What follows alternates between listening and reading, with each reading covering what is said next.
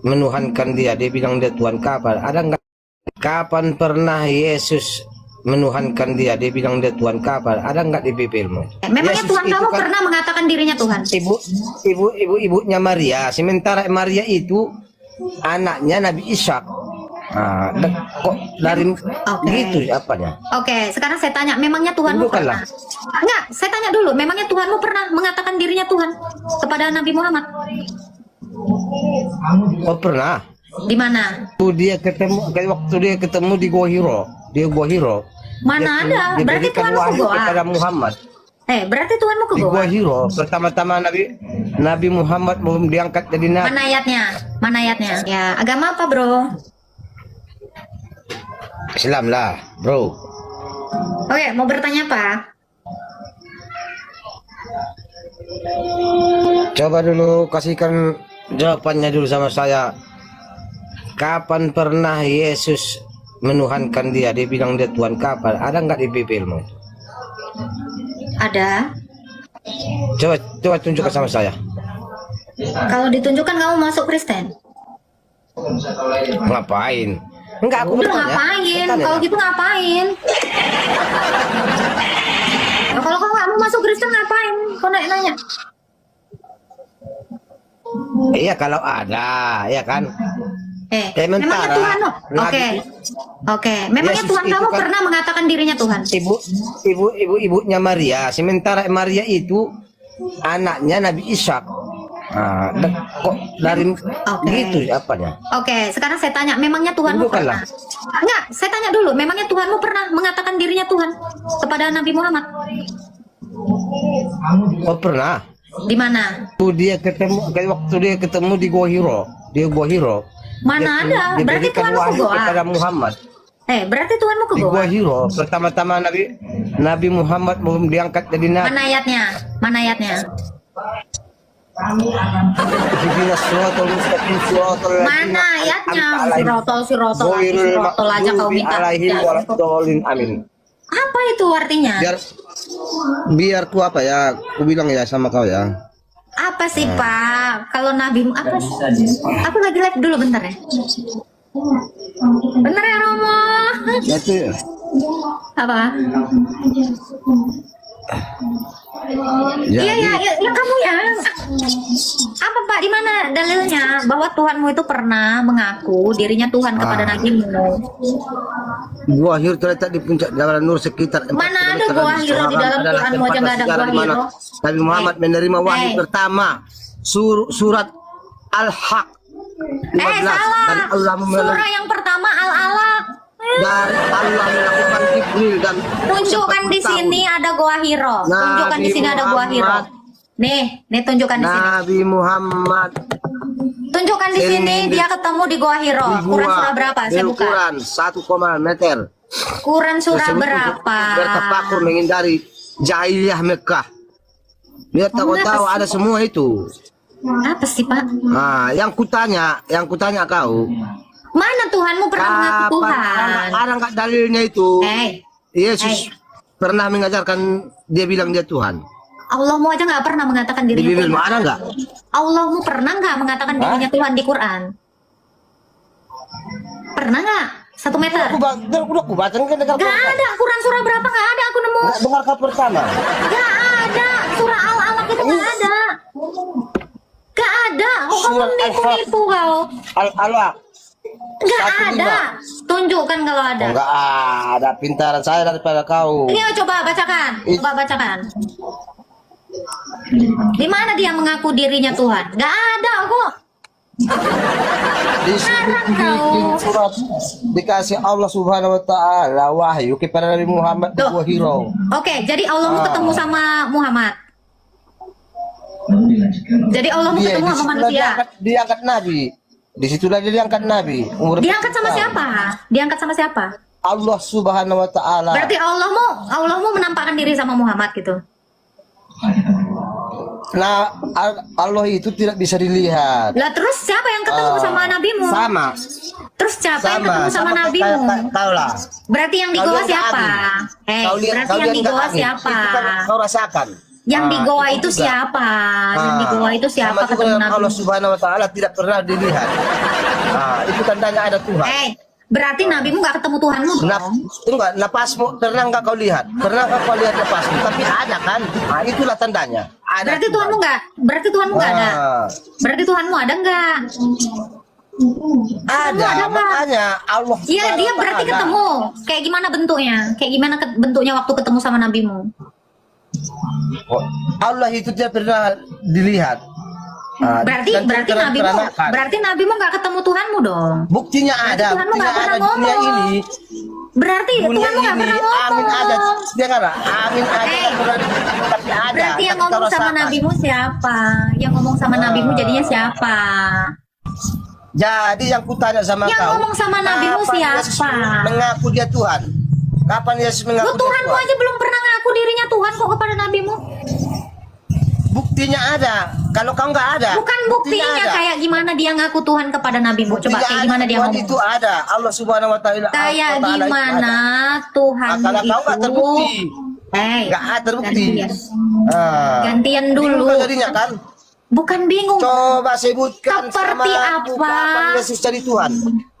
Kapan Tuhanmu Coba jadi Tuhan? sebutkan. Ya udah sekarang saya tanya, kapan Allah jadi Tuhan? Allah jadi Tuhan. Allah dan Tuhan itu sama-sama. Apa? Sama-sama itunya itu. Gimana nih Pak Tobias? Allah Subhanahu Wa Agak-agak Taala saya itu bingung nih. Tuhan. Kapan dia jadi Tuhan? Satu, Maha Waktu Esa. ketemu sama nabimu kan? Waktu ketemu sama nabimu kan? Di Gua Hiro. Allah. Ya iya dia jadi Tuhan. Dia jadi Tuhan waktu di Gua Hiro goa. terletak di puncak Jabal Nur, sekitar 4 km dari Masjidil Haram. Ada tempat Berarti dia bersejarah jadi di mana Tuhan waktu di goa. menerima wahyu pertama surah Al-Alaq. Berarti di situ dia baru 12. jadi Tuhan. Berarti di situ dia baru jadi Tuhan. Nabi Tuhan. Kok tahu? Nabi bukan Tuhan. Jadi kapan dia jadi Tuhan? Kapan dia jadi Tuhan? kita tahu kapan Yesus Iya, kapan dia menentukan jadi Tuhan? Sementara dia manusia Kapan yang dia jadi dilahirkan Tuhan? dari Oke. seorang perempuan. Kau bisa gantian nggak sih mulutnya? Aku tanya kapan Tuhanmu jadi Tuhan? Yang dilahirkan dari seorang perempuan. Oke, dengerin saya, ya. Pertanyaan saya cuma satu.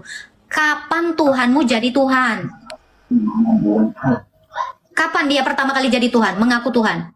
Kapan dia mengaku menjadi Tuhan? Dia sebelum ada dunia ini dia sudah jadi Tuhan. Dia Di mana tulisannya? Di mana tulisannya? Isinya. Di mana tulisannya? Di mana tulisannya? Ada nggak? Buktinya kau hidup, ada napasmu. Nggak ada hubungannya saya hidup karena mama bapak saya. Kalau nggak ada mama bapak saya nggak hidup. Jadi kau pikir dunia ini Aku tanya, kapan dia ngaku Tuhan? Kapan? Kapan Tuhanmu itu ngaku Tuhan? Itu. Dan tunjukkan dalilnya.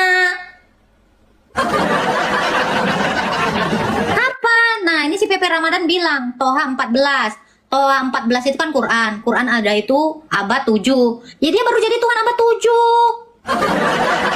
Ya udah di bawah. Orang baru jadi Tuhan aja abad 7 kok berisik banget kan. Iya kan?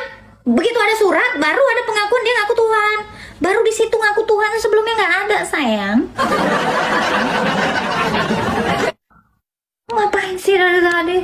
Lu dari tadi di sini ngapain? Toh pada akhirnya cuman ada di situ dan hanya diakui di buku itu. Ya sudah, nggak bisa bahasa Indonesia udah. Dibilangin setan pada diikat, masih aja ada yang nongol hari gini. Mau bertanya apa Pak Lukas? Gini Pak, saya mau bertanya di Alkitab 1 Timotius 6 ayat 16. Hah? Dialah satu-satunya yang tidak takut kepada maut, bersemayam dalam terang yang tak terhampiri, seorang pun tak pernah melihat dia, dan memang manusia tidak dapat melihat dia. Baginya lah hormat dan kuasa yang kekal. Amin. Menurut ayat tersebut, itu ini menurut pemahaman saya itu menyatakan bahwa Allah yang satu itu adalah Bapa yang tidak pernah dilihat, yang tidak nampak rupanya, yang tidak pernah menampakkan diri pada manusia. Salah. Ayatnya itu tidak seperti itu. Dialah satu-satunya yang tak takluk oleh maut. Dia itu yang dimaksud adalah Sang Tritunggal, bukan hanya Bapa. Bapa dengan firman dan rohnya yang satu itu tidak takluk terhadap maut. Makanya kenapa keilahian Yesus nggak pernah mati, Roh Kudus tidak pernah mati, dan Bapa tidak pernah mati. Ya, bersemayam dalam terang tak terhampiri. Bersemayam dalam terang berarti dia terang yang di dalam terang. Ya, tidak seorang pun yang melihatnya. Jadi manusia nggak mampu melihat dia. Bukan dia nggak mampu melihat manusia. Lain itu. Oh, Iya, jadi tidak seorang pun, berarti tidak ada satu manusia pun yang bisa melihat dia. Tapi kalau dia melihat manusia bisa, dia menampakkan diri kepada manusia itu bisa. Gitu. Jadi ayat itu menyatakan bahwa kita tidak mampu melihat dia. Kalau tidak dia sendiri yang memperlihatkan dirinya. Itu. Ya kan? Tidak seorang pun yang melihat dia, gitu kan? betul ya. Nah, jadi manusia itu yang tidak bisa melihat dia.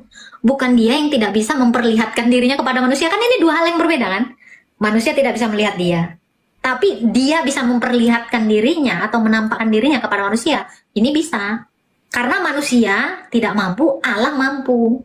Jadi tidak bisa, manusia tidak bisa melihat sama dengan Tuhan tidak bisa melihat. Nah, kan tidak mungkin demikian. Sementara Allah itu melihat kita. Itu maksud ayat itu. Tapi bukankah Bapa itu kan tidak berwujud fisik kan? Allah adalah terang. Kan dikatakan itu. Iya. Terang. Jadi terang itu seperti apa? Ya terang yang tidak memiliki kegelapan di dalam dirinya. Dia adalah terang. Jadi wujudnya adalah terang. Bapak udah pernah lihat terang? Dialah sang terang itu. Tapi dia adalah terang yang tak terciptakan. Karena dia adalah sang terang yang sang ada itu. Gitu. Jadi terang itu wujud. Kasih itu wujud. Wujud itu artinya ada. Eksistensi.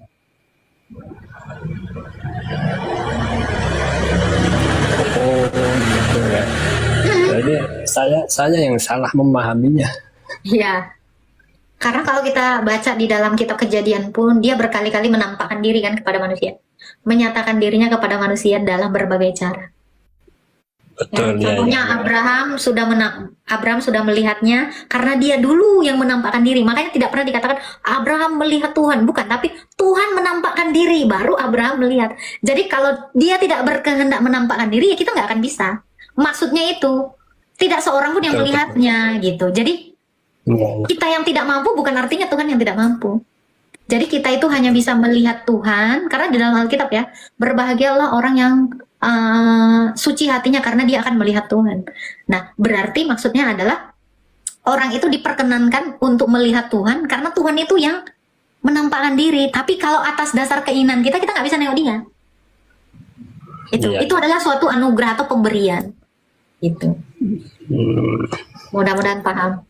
Ya, paham Kak. Jadi itu yang di Kejadian 18 itu memang betul-betul Allah itu ya yang bertemu dengan Abraham itu beserta dua malaikat itu kan Iya.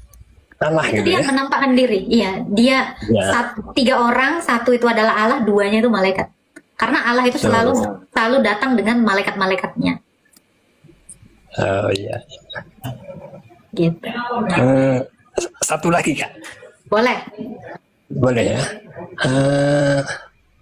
Kapan Tuhan Yesus mendapatkan gelar ketuhanan? Itu kapan? Dia sudah Tuhan dalam kekekalan. Ya, kalau kita baca di Filipi 2 ayat 6 sampai 7 dikatakan ya, yang walaupun dalam rupa Allah, ya kan? Dia itu adalah rupa Allah. Kalau dia adalah rupa Allah, pasti dia adalah gelarnya Tuhan, karena dia itu gambarnya Allah gitu. Sementara Allah yang dimaksud adalah Tuhan gitu. Jadi dia sejak semula itu adalah Tuhan, sejak kekal dia itu adalah Tuhan gitu. Yang walaupun dalam rupa Allah tidak menganggap kesetaraan itu sebagai milik yang harus dipertahankan, melainkan telah mengosongkan dirinya dan mengambil rupa seorang hamba. Jadi ketuhanannya itu dia tidak anggap, dia tidak tonjolkan, dia tidak nyatakan, karena dia mau menjadi sama seperti manusia. Itu. Kalau yang di Matius 28 ayat 18 itu apakah itu bukan sebagai dasar kalau Tuhan Yesus itu diangkat setelah dia dibangkitkan dan diangkat ke surga dan duduk di sebelah kanan Bapa, itu bukan dasar dari pengangkatan Tuhan Yesus mendapatkan gelar Tuhan itu? Bukan, karena ini kan sejak semula kodrat dia hanya satu. Kodrat dia satu, Allah kan? Betul kan? Yang walaupun dalam rupa Allah, tidak menganggap kesetaraan itu sebagai milik yang harus dipertahankan. Melainkan telah mengosongkan dirinya dan mengambil kodrat seorang hamba. Dia itu sejak semula adalah sang tinggi. Lalu dia kan merendahkan diri. Ya setelah merendahkan diri baru dia bisa diangkat kan gitu. Kalau dia tidak merendahkan dirinya, bagaimana dia ditinggikan kan gitu. Itulah sebabnya kenapa Bapa meninggikan dia. Jadi gini, sejak semula kodrat dia itu hanya satu, yaitu Allah. Setelah dia mengambil kodrat kemanusiaannya itu juga harus digelari Tuhan. Itu. Dan kalaupun di dalam Alkitab dikatakan gini kan, Kisah Para Rasul 2 ayat 36 ya. Jadi seluruh kaum Israel harus tahu dengan pasti bahwa Kristus Yesus yang telah kamu salibkan itu telah dibuat Allah menjadi Tuhan dan Kristus. Maksudnya menjadi di situ adalah membuktikan, mendeklarasikan, atau membuat nyata dia adalah Tuhan. Jadi nggak cuma ngaku-ngaku aja gitu Pak Lukas. Jadi sejak semula kan Yesus itu diberitakan oleh ini yang namanya ayat profetik.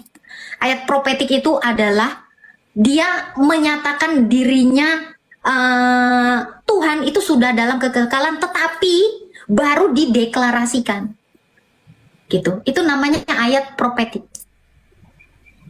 Jadi dia itu tidak hanya mengaku dirinya Tuhan saja, tetapi harus juga membuktikan dirinya Tuhan. Nah, Kristus Yesus itu kenapa dikatakan ya, diangkat, bukan diangkat sebenarnya ya, tapi dijadikan Tuhan, artinya adalah benar-benar kodrat kemanusiaannya yang satu dengan keilahiannya itu benar-benar Tuhan. Jadi bukan hanya kayak omongan, Pak. Kan Tuhan ini adalah penyataan diri Allah, ya kan? Pengrealisasian Allah, tahu nggak? Ya. Contoh, saya makan, baru ngomong doang. Nah, beneran makan itu baru realisasinya. Paham ya? Ngomong makan dengan makan beda, toh? Ya. Nah, itu jadi kenapa Yesus itu dikatakan di dalam Matius 28 ayat 18 ya, kepadaku telah diberikan seluruh kuasa di bumi dan di sorga, gitu kan? Ya. Ya, itu dia benar-benar membuktikan dia punya kuasa di bumi dan di sorga. Kenapa? Karena dia sudah sudah mengalahkan bumi ini, sudah mengalahkan dosa, mengalahkan iblis dan mengalahkan maut. Seluruh bumi ini udah benar-benar real punya dia gitu loh. Jadi bukan hanya mengaku saja gitu, tapi dia sudah masuk kepada pembuktian gitu. Tapi kan yang memberikan kuasa itu kan bukankah Allah itu atau si Bapak itu? Tapi Bapak kan satu di dalam anak kan. Apa yang dilakukan Bapak itu yang dilakukan anak. Jadi maksud Tuhan Yesus menyatakan itu, mendeklarasikan itu, bukan mau membuktikan bahwa dia baru jadi Tuhan, tetapi dia mau memberitahu bahwa dia itu satu di dalam sang Bapa gitu. Apa yang dikerjakan Bapak itu yang dikerjakan anak. Maksudnya itu. Jadi kenapa dikatakan Bapa menyerahkannya itu, menyerahkan kuasanya itu, maksudnya menyatakannya, menyerahkan itu maksudnya benar-benar kuasa itu dia yang merealisasikannya gitu loh. Gitu. Karena Tuhan Yesus itu mau memberitahu bahwa Dia itu satu di dalam Bapa dan satu di dalam Roh Kudus. Allah itu adalah Sang Tritunggal dalam relasi kasih. Yesus itu mau mengajarkan ketritunggalan itu. Dengan jalan Iya. itu, ya, dengan jalan itu dia mau memberitahu bahwa kamu manusia, kamu ini diciptakan ini menurut gambar Allah. Kamu juga 3 dalam 1 gitu. Makanya Tritunggal itu sebenarnya ya memang dari Tuhan. Dan itu adalah realita dalam kekekalan. Tritunggal itu bukan baru diperkenalkan oleh Athanasius. Bukan. Tapi dia mau menyatakan dirinya itu, yang satu itu adalah Bapa dengan firman dan roh. Jadi gambaran manusia itu mau dijelaskan melalui penjelasan terhadap esensi dia. Begitu. Oke, paham Kak. Terima kasih atas penjelasannya. Shalom. Shalom. Tuhan memberkati. Tuhan berkati. Nanti kalau nggak ngerti. Shalom Bapak Ibu Saudara, terkasih dalam Tuhan kita Yesus Kristus. Terima kasih sudah mendukung perkembangan channel ini dengan cara subscribe, komen, dan share.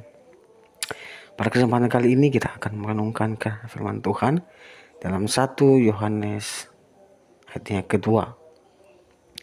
Kristus perantara kita, anak-anakku, hal-hal ini kutuliskan kepada kamu, supaya kamu jangan berbuat dosa. Namun jika seorang berbuat dosa, kita mempunyai seorang pengantara pada Bapa, yaitu Yesus Kristus yang adil. Dan ia adalah pendamaian untuk segala dosa kita, dan bukan untuk dosa kita saja, tapi juga untuk dosa seluruh dunia. Dan inilah tandanya bahwa kita mengenal Allah, yaitu jikalau kita menuruti perintah-perintahnya. Barang siapa berkata, aku mengenal dia, tetapi ia tidak menuruti perintahnya, ia adalah seorang pendusta, dan di dalamnya tidak ada kebenaran. Tetapi barang siapa menuruti firman-Nya, di dalam orang itu sungguh-sungguh sempurna kasih Allah. Dengan itulah kita ketahui bahwa kita ada di dalam Dia. Barang siapa mengatakan bahwa ia adalah di dalam Dia, ia wajib hidup sama seperti Kristus telah hidup. Perintah yang baru, saudara-saudara yang kekasih, bukan perintah baru yang kutuliskan kepada kamu, melainkan perintah lama yang telah ada padamu dari mulanya. Perintah lama itu ialah firman yang telah kamu dengar.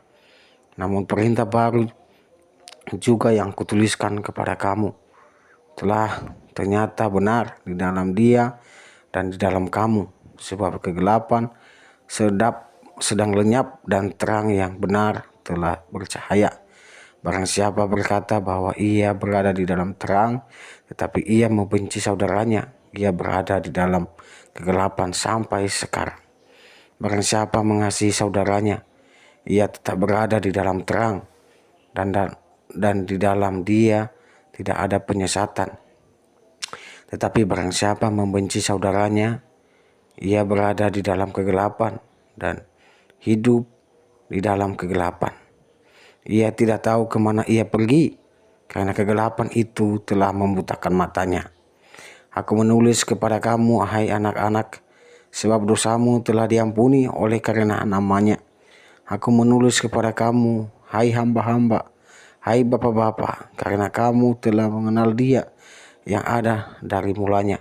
Aku menulis kepada kamu, hai orang-orang muda, karena kamu telah mengalahkan yang jahat. Aku menulis kepada kamu, hai anak-anak, karena kamu mengenal Bapa. Aku menulis kepada kamu, hai bapak-bapak, karena kamu mengenal Dia yang ada dari mulanya. Aku menulis kepada kamu, hai orang-orang muda, karena kamu kuat dan firman Allah diam di dalam kamu, dan kamu telah mengalahkan yang jahat. Janganlah kamu mengasihi dunia dan apa yang ada di dalamnya. Jikalau orang mengasihi dunia, maka kasih akan Bapa tidak ada di dalam orang itu. Sebab semua yang ada di dalam dunia, yaitu keinginan daging dan keinginan mata, serta keangkuhan hidup, bukanlah berasal dari Bapa, melainkan dari dunia. dan dunia ini sedang lenyap dengan keinginannya. Tetapi orang yang melakukan kehendak Allah tetap hidup selama-lamanya. Kiranya kasih Kristus yang senantiasa menyertai, memampukan kita untuk senantiasa bersandar kepada Tuhan Yesus dan mengandalkan Dia dalam kehidupan kita setiap hari. Jadi Bapak Ibu, saudara kasih Kristus, dalam Yohanes pasal 1 dan di ayat 18 mengatakan bahwa anak-anakku, waktu ini adalah waktu yang terakhir. Dan seperti yang telah kamu dengar, seorang antikristus akan datang. Sekarang telah bangkit banyak antikristus. Itulah tandanya bahwa waktu ini benar-benar adalah waktu yang terakhir. Memang mereka berasal dari antara kita, tetapi mereka tidak sungguh-sungguh termasuk pada kita. Sebab mereka sungguh-sungguh termasuk pada kita, niscaya mereka tetap bersama-sama dengan kita. Tetapi hal itu terjadi supaya menjadi nyata bahwa tidak semua mereka sungguh-sungguh termasuk pada kita. Tetapi kamu telah beroleh pengharapan dari Yang Kudus, dan dengan demikian kamu semua mengetahuinya. Aku menulis kepada kamu, bukan karena kamu telah mengetahui kebenaran, tetapi justru karena kamu mengetahuinya, dan karena kamu juga mengetahui bahwa tidak ada dusta yang berasal dari kebenaran. Siapakah pendusta itu? Bukankah dia yang menyangkal bahwa Yesus adalah Kristus? Dia itu adalah antikristus, yaitu dia yang menyangkal baik Bapa maupun Anak. Sebab barang siapa menyangkal Anak, ia juga tidak memiliki Bapa. Barang siapa mengaku Anak, ia juga memiliki Bapa. Dan kamu, apa yang telah kamu dengar dari mulanya, itu harus tetap tinggal di dalam kamu. Jika apa yang telah kamu dengar dari mulanya itu tetap tinggal di dalam kamu, maka kamu akan tetap tinggal di dalam Anak dan di dalam Bapa. Dan inilah janji yang telah dijanjikannya sendiri kepada kita, yaitu hidup yang kekal. Semua itu ditulis kepada kamu, yaitu mengenai orang-orang yang berusaha menyesatkan kamu. Sebab di dalam diri kamu tetap ada pengurapan yang telah kamu terima daripadanya. Karena itu tidak perlu kamu diajar oleh orang lain, tetapi sebagaimana pengurapannya mengajarkan kamu tentang segala sesuatu, dan pengajarannya itu benar, tidak dusta, dan sebagaimana ia dahulu telah mengajar kamu, demikianlah hendaknya kamu tetap tinggal di dalam Dia.